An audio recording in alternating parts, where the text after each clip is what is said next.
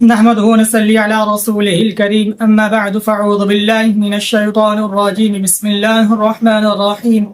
میرے بہت ہی پیارے ناظرین اکرام، آج میں آپ کی خدمت میں بہت ہی پیارا سبق آموز واقعہ لے کر پیش ہوا ہوں۔ اللہ سے دعا ہے اللہ یہ واقعہ سن کر مجھ کو، آپ کو، ہم سب کو یہ کلمات کہنے سے محفوظ فرمائے۔ اب ناظرین اکرام، ایک آدمی نماز پڑھ رہا تھا، سجدے کی حالت میں تھا، سجدہ کر رہا تھا۔ ایک دوسرا آدمی آیا، اس نے بے خیالی سے اس کی گردن کو رون دیا۔ اب یہ انسان جو نماز پڑھ رہا تھا، اس نے کیا کہا اس انسان کے بارے میں جس نے اس کی گردن کو روندا تھا؟ کہتا ہے اللہ تیری مغفرت نہیں کرے گا۔ تو جب یہ کلمات اس نمازی کی زبان سے نکلے اس مسلمان کے بارے میں جس نے اس کی گردن کو بے خیالی میں روندا تھا، جان بوجھ کے تو کام نہیں کیا تھا نا، بے خیالی سے ہوا تھا، تو ادھر میرے اللہ کا اعلان سنیے، جو اللہ میرے رحمان ہے، رحیم ہے، مغفرت کرنے والے ہیں، بڑے غفور ہیں، بڑے سے بڑے گناہگار کو معاف کرنے والے، بڑے سے بڑے نیکوکار کو پکڑنے والے۔ بس اللہ کی ذات کا خوف، ڈر اللہ ہم تمام مسلمانوں کو نصیب فرمائے۔ اب کیا آتا ہے اس واقعے کے اندر کہ پھر کیا ہوا؟ اللہ قسم اٹھا کر کہتے ہیں میں نے اس انسان کی مغفرت کر دی کہ جس کے بارے میں تو قسم اٹھا کر کہتا ہے کہ اللہ تیری مغفرت نہیں کرے گا، اللہ کہتے ہیں میں اس کی مغفرت کرتا ہوں۔ اب ناظرین اکرام، ہمیں سبق کیا ملا؟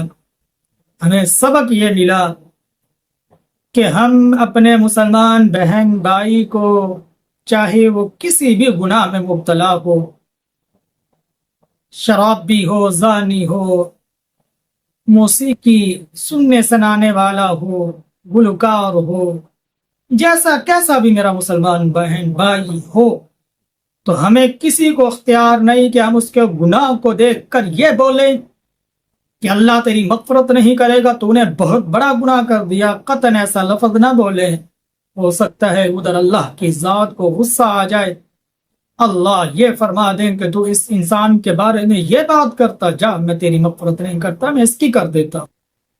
میرے بھائیو، اب میں آپ سے عرض یہ کرتا ہوں کہ اللہ سے دعا ہے کہ اللہ ہمیں ایسے کلمات قطعاً کہنے سے محفوظ فرمائے کہ ہم کسی مسلمان کے گناہ کو دیکھ کر ایسے کلمات نہ کہیں۔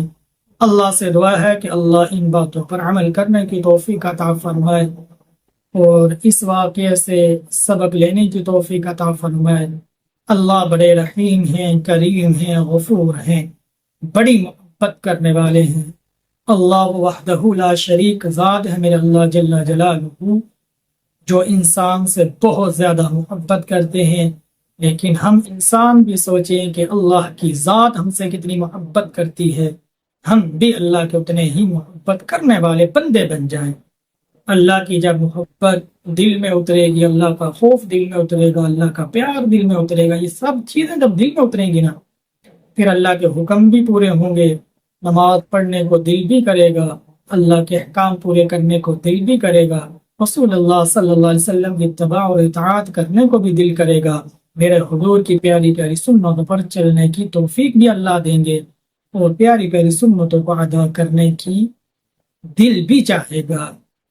کب چاہے گا؟ جب ہم اللہ کا خوف، ڈر دل میں رکھیں گے، اللہ سے محبت کریں گے، اور اللہ کے پیارے حبیب سے اپنی جان، مال، آب و روح، اپنے غرض، ہر چیز سے زیادہ ہم اپنے محبوب سے، امام الانبیاء، تاجدار مدینہ، فخر العالم صلی اللہ علیہ وسلم سے محبت کریں گے۔